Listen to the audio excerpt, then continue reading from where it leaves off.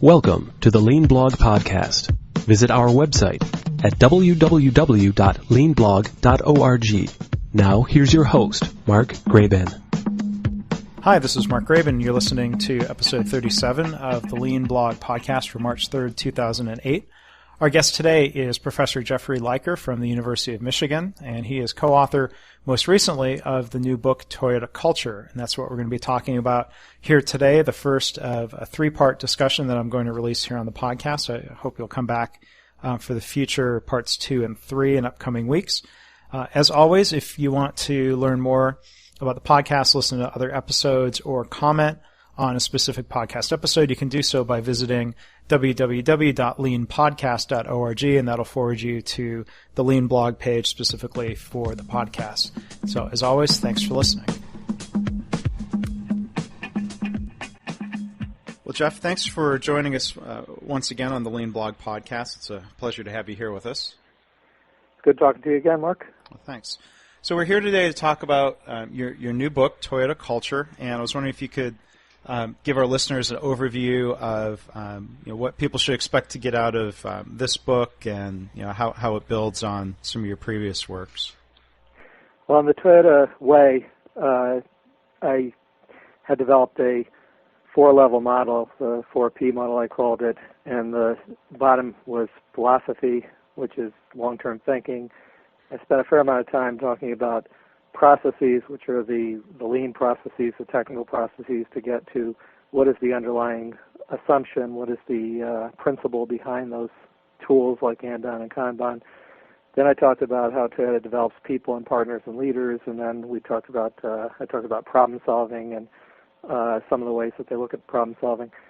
There are 14 principles in total and a number of case examples, and when you boil it all down for a given topic, like talking about culture and people, I could only afford to have a chapter, and I realized that that wasn't enough. That the people part is so important and so foundational, and that it really deserves a lot more attention. And in fact, a whole book just on that. I didn't know how long the book would be, but I knew that there was more to say, and also aside from pulling out the people part of the 4 Ps, underlying all the 14 principles are cultural assumptions, and I kind of talked about them in the Toyota way, but at a high level. But I wanted to get deeper into what are really the cultural assumptions, how these reflect East versus West differences, how they reflect the unique history of Toyota. And then at a higher level, what are the actual policies and procedures for human resources that support that culture, and how's that been brought over to the United States? It turned out by the time we were done, we had a 550-page book, and probably 10 or 15 pages overlap with the Toyota way, and 530 or 40 pages are all unique. So we were right that there was a lot more to say. I did the book with Mike Hoseas, who was assembly plant manager and human resource manager for the Georgetown plant, and spent time learning the human resource system in Japan, and he added an awful lot to my knowledge of how all the pieces fit together. Mm-hmm. It seems like it would be quite a challenge to try to distill this idea of culture into a book. I mean, can you tell us a little bit about the process? You spent a lot of time directly observing. Yeah, it was tough, and the Toyota way itself was a challenge. And people in Toyota were saying, if you want to write about the Toyota way, that's fine, but I don't know how you can really capture that in a book, because it's really who we are. Toyota culture is even more so. It's even more who they are, and it's even more difficult to capture. So I had been clear from the beginning that we really need to bring it to life with stories. And the way I worked with Mike is Mike Hoseas lived it for 12 years, and he's still living, and he's still supporting Toyota. And he was there every day, and I have a higher level conceptual view, so we had to marry my sociological background and outside view of Toyota with Mike's daily living, as well as he's down at the plant now every day, so he could walk in and when we had a question, ask somebody or get some document So it was a combination of that. We focused a lot on the Toyota Georgetown plant because he had access and because we really needed deep stories. As an example, in the Toyota Field book, we talked a lot about the structure of the work team, and there's a lot of people interested in what a team leader does and what a group leader does and what a system manager does. And we had roles and responsibilities and a 5-page table that detailed the day in the life of what they do when they first come into the plant. We didn't want to repeat that. That was the structure. So instead, we found some team leaders and had them write a day in the life of an actual day, what actually happens when they come in and when they have some problems, how they respond to that. And they're on the line, but they need to solve problems, and they need help from other people, and how do they get that help, and they're going to shut down the assembly line, and how do they respond to that, and how do people pull together as a team. And from that story, you really get a feeling for the culture that you don't get by listing roles and responsibilities in a structural way. We have so the book is filled with stories and vignettes, and then analyzing what do those mean from a cultural point of view. Yeah. So stories that help illustrate, for example, people might hear this Toyota Way principle of respect for people, and then ask, okay, so what does that mean? Give me some examples of interacting with people in that way. Right. Yeah, that's true. Now, respect for people. I didn't think it made sense to base this book on my 4P model because this was Toyota culture. I wanted to use Toyota's model. And so we use as a foundation their model, which is respect for people and continuous improvement. Those two things are the pillars of the Toyota Way from Toyota's point of view. And those get, I think throughout the whole book, you start to get a clear picture of what it means to have respect for people and what it means to continuously improve and how those two are so interrelated. So there isn't like a chapter or a case example on respect for people. It's coming throughout the whole book. Mm-hmm.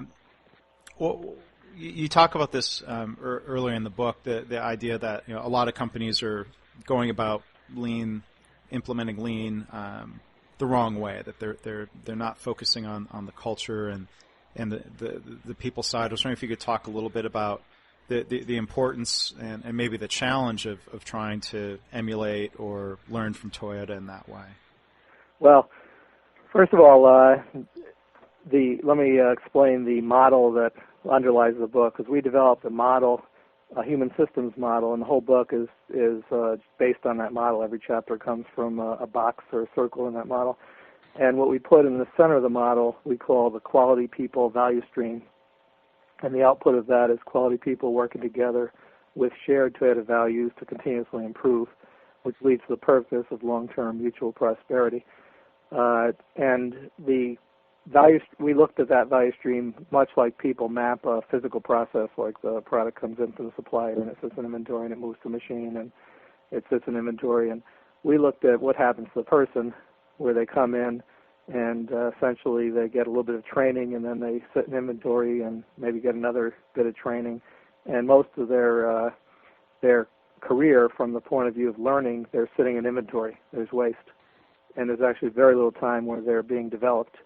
In Toyota, there's a conscious attempt. There's conscious systems for developing people. And in fact, the main role of managers, from the team leader, the group leader, to the system manager, is to develop people.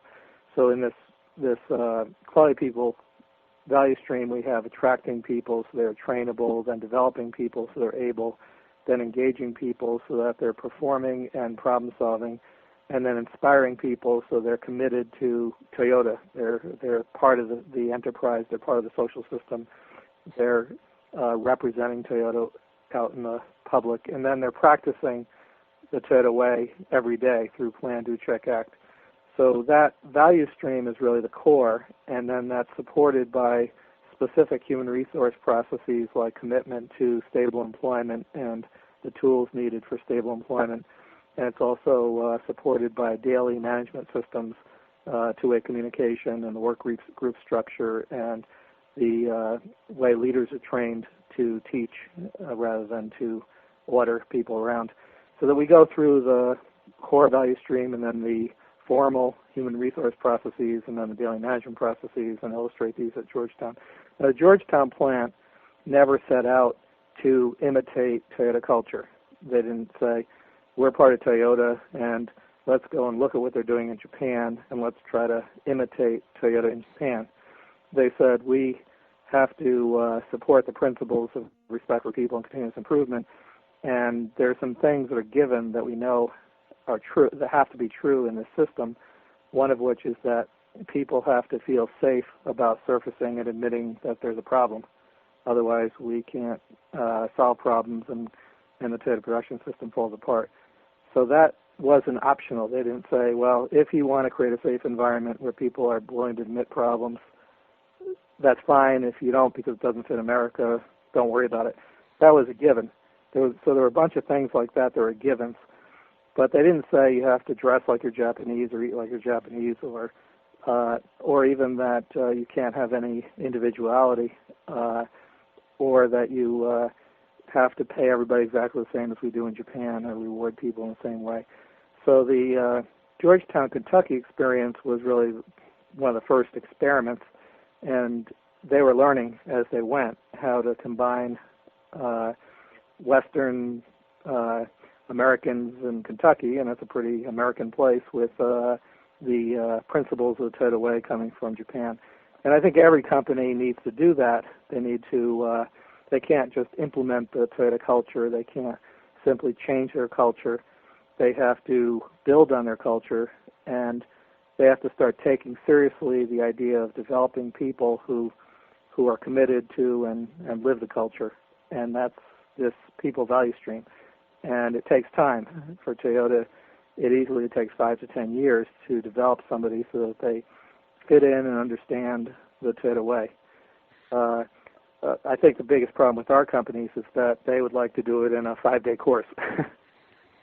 So we have some statements in the book that sound a little bit sarcastic, like maybe Toyota is just slow, and it takes them 10 years, but we're Americans, so we can do it in 5 days. Right. But on the other hand, Toyota's doing this in the ideal environment where they have complete alignment at the top of the company, and they already have the culture, and they already have the tools and the processes.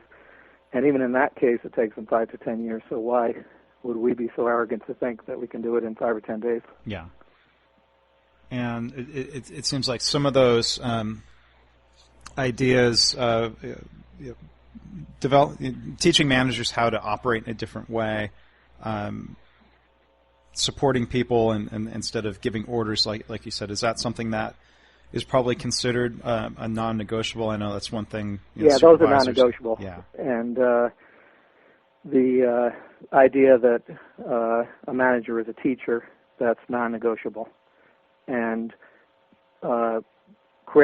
doing everything you can to create job security for people is non-negotiable. So purchasing guy in America saying, hey, I can get a deal on this part by moving to India or China and save 30%, it'll require shutting down one of our suppliers in America.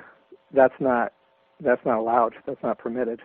The response to the Japanese teacher, and still the Japanese play that role of being the sensei, the senior teachers. They would ask, if you do this, what message will it send to all the rest of our suppliers who we've been claiming are partners in America? And what is the real problem? Isn't there a way to solve the problem that does not involve shutting down a supplier in America? So they would see that solution of going to China or India as being an easy, quick fix without really studying the problem and without really seriously considering alternatives. And that's what one of the things they're trying to teach is problem solving, is really thinking through the problem and all the implications of solutions, and then being very thoughtful about your solutions. And sometimes the solutions require a lot more work than something as simple as we drop a supplier here and shift the work to China. Yeah. So, early in the book, you tell a similar story. I assume there's some companies that like to say, we're quote unquote doing lean, whatever that means, or you right. tell the story of one company that even said they wanted Toyota's culture, but it's right. not like they were making a lot of decisions that run counter to maybe some of the things you were describing. So I mean, what that happens all the time. Yeah, what's your advice to say? Well, just quit fooling yourselves and give up, or what? No, I think you should quit fooling yourself and start working on it. Yeah. So quit fooling yourself that A, you're pretty close anyway, and B, this is going to happen really fast, and C, that this is simply a matter of changing a few policies and moving a few machines around. If you're serious and you get the message that there's a different way of thinking that Toyota represents, that leads them to be a learning organization, continuously improving, and it requires long-term thinking. It requires managers to become more reflective and more teachers than orderers. It requires deep learning on the shop floor at every level, which takes time. Then, for example, you might say, let's pick a few things that we're going to work on for this year and really drive those deeply and learn from those and reflect on those. And then we'll pick up a few more things next year and a few more things the year after that. And maybe we need to focus in a few areas instead of spreading this wall to wall. So part of the problem is that when you think that this is a simple technical toolkit or a people toolkit, you can change the technical system through Kanban or cells, or you can change the people through some sort of training program. When you think of it that way, then you assume that this is something that can be done to the people or the process very quickly and across the board. So a senior manager will order, I want Kanban every place. You got to the end of the year. Or when can we get this cultural change stuff done? Can we have everybody thinking differently by the end of the year? And the senior managers who are making those kinds of who are giving those orders themselves, they're the ones that need to be changed first. Yeah. Right. Thanks for listening. This has been the LeanBlog Podcast. For Lean news and commentary updated daily, visit www.leanblog.org. If you have any questions or comments about this podcast, email Mark at leanpodcast@gmail.com.